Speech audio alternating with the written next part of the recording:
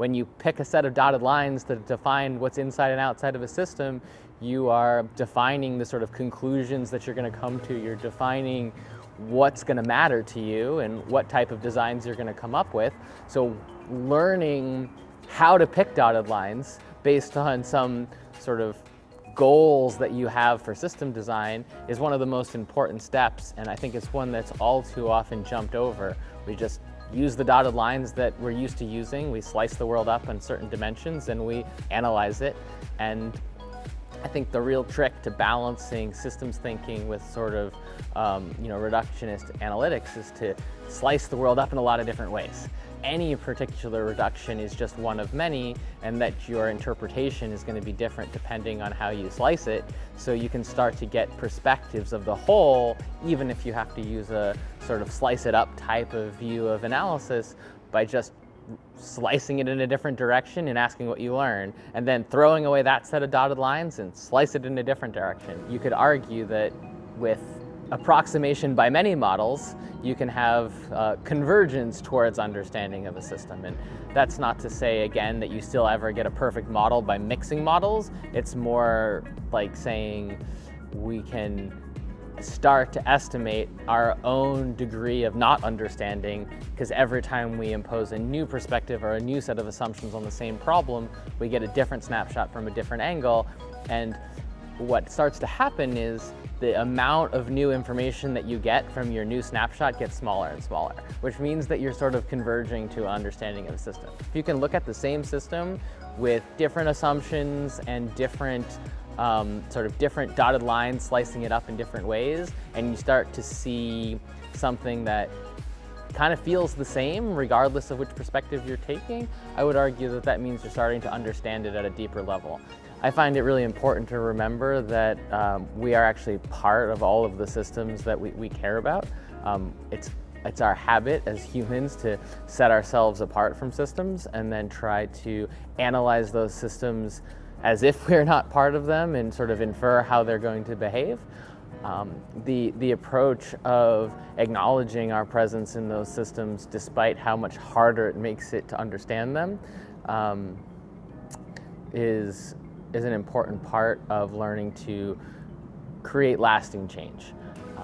A lot of the times we work with systems and we think about the way that the observable variables are changing. We measure markets, we measure populations and usages and all sorts of metrics which are representative of how a system is flowing, but doesn't necessarily capture the underlying structure of a system. And if you start to dig into the way systems really work, you'll find that often the flows that we observe are consequences of some underlying structure. I think it's very important to take time to step back and look beyond the immediately observable elements and construct models, ways of thinking, ways of interpreting those observations as the emergent properties of some underlying structures.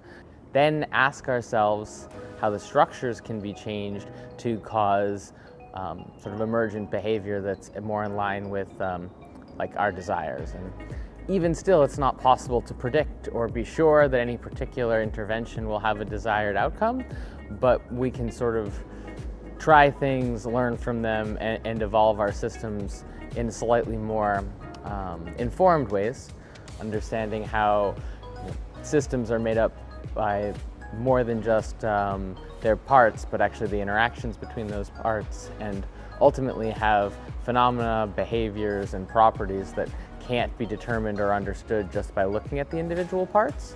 We find this is predominant mode of operation for systems with humans in them, which turns out are the systems that we are sort of most interested in changing. It's very common for attempts to change systems to be either ineffective, temporary, or in the worst cases have the opposite of the intended consequence.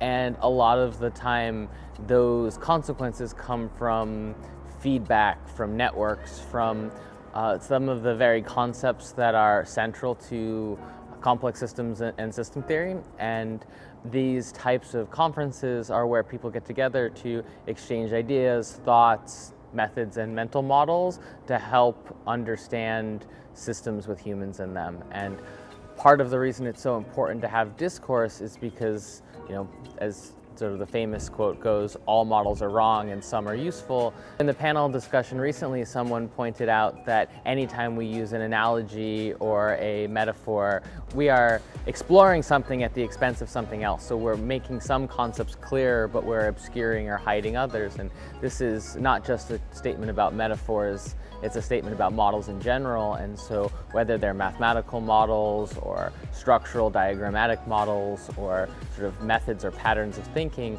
whenever we take an ultimately high-dimensional complex phenomena and try to make it easier to understand, we're making subjective choices about where to bring the focus. And so we can really think about this way of thinking as treating all of our models as projections or looking at something from a perspective. The sort of physical example is that you have a three-dimensional object, and if you look at it from different directions, you can see different things.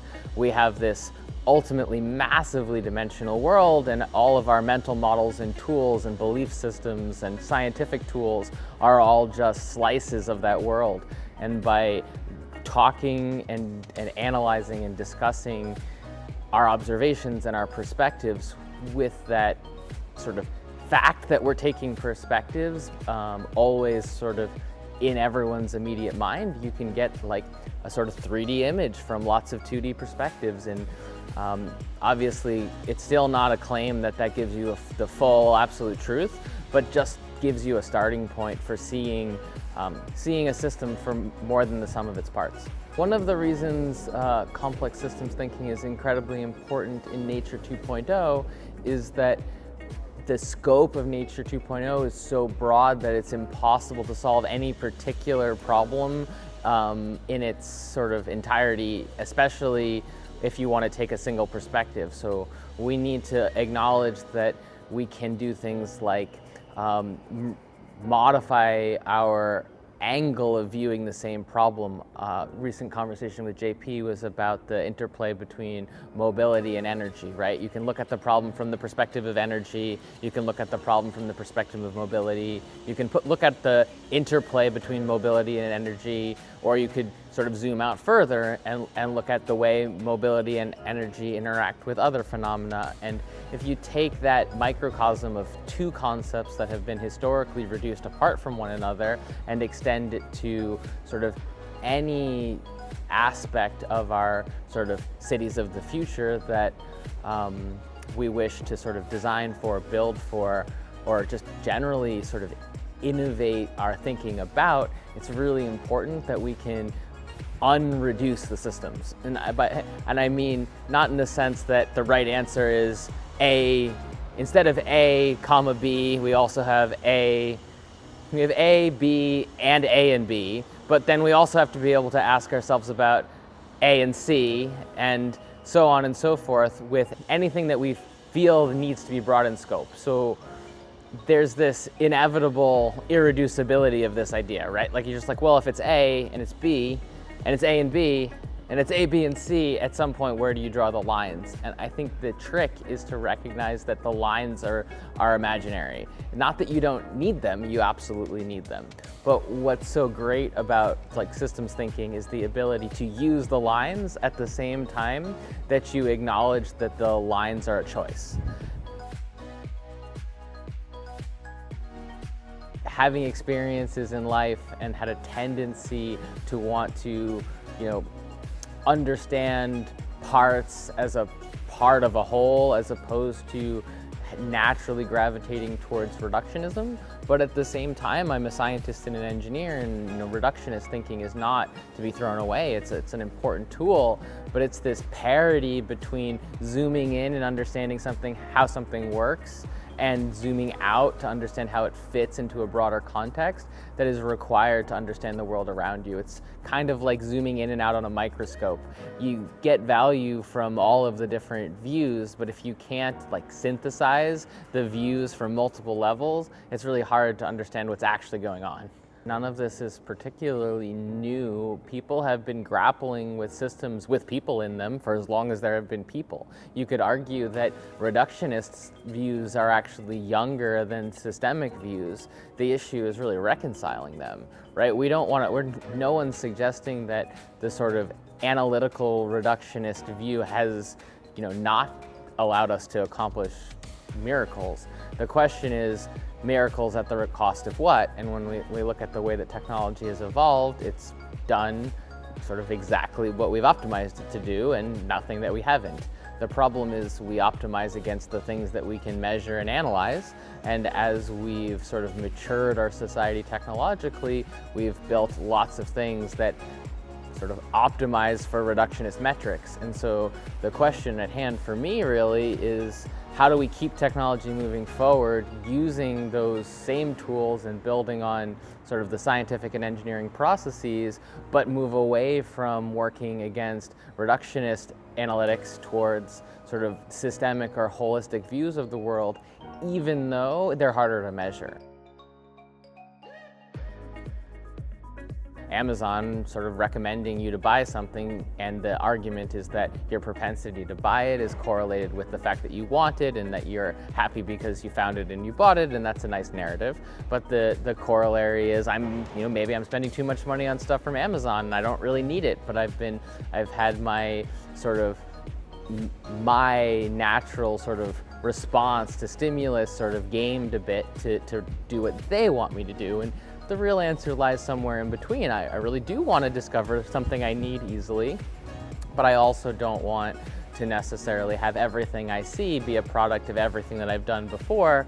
And so what are the questions that need to be asked that are a step beyond what can be explicitly measured by my activity in the past? Systems can have phase shifts, they can have behaviors that are sort of potential behaviors without ever having been realized in the past. And when we so thoroughly anchor our perception of the world based on our past observations, we are essentially creating self-fulfilling prophecies by sort of creating these feedback loops that drive us to do in the future what we've done in the past, when sort of in the absence of those extra feedback loops, we might have sort of discovered new behaviors and learned new things, or more broadly experienced phase shifts into regimes that aren't what we've done in the past. And in some ways we're reducing that complexity. We're at least in this human behavior space, by giving everybody these feedback loops that drive them towards more uniform behavior, both as a population and in time. Our sort of short attention spans and our, what I'll call our attention economy, is a byproduct of a technological shift around how we get media and the technologies that sort of make the decisions about how to route us media. And I honestly think of that as a textbook example of metrics being imposed that were in the interest of the creators of those technologies that are structurally misaligned with the interests of the broader ecosystem. It's not necessarily the case that those metrics are wrong, they might just be incomplete. So one of the sort of wicked problems that's discussed, which is the sort of monoculture problem, where our information propagates so easily now, and we have so many feedback loops in place that reinforce certain types of attention and interaction-based behavior, that we're actually propagating a rather homogeneous culture, and the dynamics of cultural exchange are just not rewarding heterogeneity in a way that we might think would be worth doing if we looked at it holistically. The question again becomes, well, is a highly heterogeneous culture better? Well, not necessarily. If you get to the point where everyone is different, you don't even have a set of norms to work from. So, the reality is that there's no optimal, but there's this wide space, and all we really know is we want to move away from this homogeneous equilibrium towards something that is sort of more mixed. The interplay between models and empiricism is actually part of the entire history of science. So I wouldn't argue that it's inherently new or special. It's just sort of understanding what those tools really look like. Much like with a sort of gardening or cultivation framework, we can sort of continue to maybe put up, trellises and scaffolding to help the system grow in a certain direction, but at the same time, we're not making a plant grow up the trellis. We're putting the trellis there so that, because we understand the system, and then we're allowing the thing to grow, and to grow to a greater extent than it would have if we hadn't provided that structure. I would argue that we accomplish this by recognizing that the perspectives that we learn from looking at natural systems can be used to look at human systems, but that we also recognize the places where it doesn't line up, and that we sort of evolve our thinking and we use our measurements and we take the reductionist science that we've used to augment the sort of systemic science and vice versa, and that we're going to have to literally innovate on how we think about engaging with systems, because we really are only just beginning to wrap our heads around systems that include us. Nature has a lot of layers of structure, though, in a good way, but we look at the basics of something like the natural laws in physics are essentially constraints on the state space of the world. Conservation of mass and energy is what we experience, and otherwise we can do things, move stuff around, build fires. It doesn't whatever we want, but ultimately the whatever we want, even in the nature, is totally constrained by some very natural laws. Anything that is a natural phenomenon has it exists inside the structure of the natural laws of physics. These kind of resource cycles that exist in nature are great archetypes for how we think about open systems, and I think the Nature 2.0 is starting to ask questions about how that type of modeling can bring the focus, the perspective back onto holistic values as opposed to the individualized ones or the reductionist metrics, and then design for systems which respect those holistic principles, and hopefully realize systems that have slightly more natural sort of properties.